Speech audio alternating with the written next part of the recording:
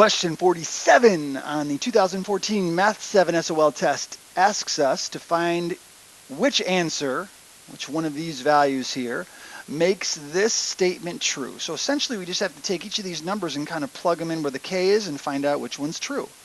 Pretty simple problem. Let's go ahead and start with this first answer, 8.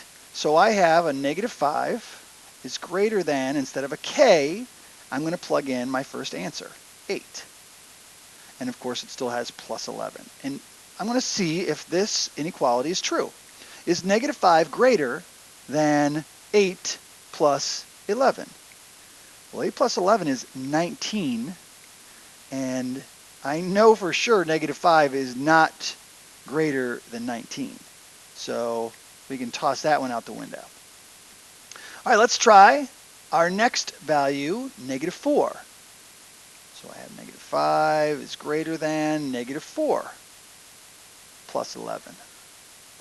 Well, -4 added to 11 gives me a 7.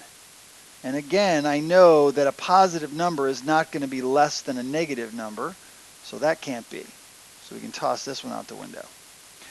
How about -16? So we have -5 is greater than -16 instead of the k, plus 11. Well, I know -16 added to 11 is a -5.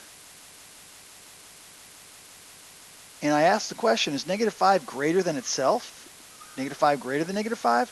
No, it's not. So that's not a possible answer either, which leads us to -22 is the only possible answer. We'll just write it to make sure. -5 greater than -22 plus 11.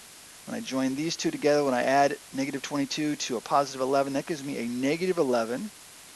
And -11 is certainly smaller than -5.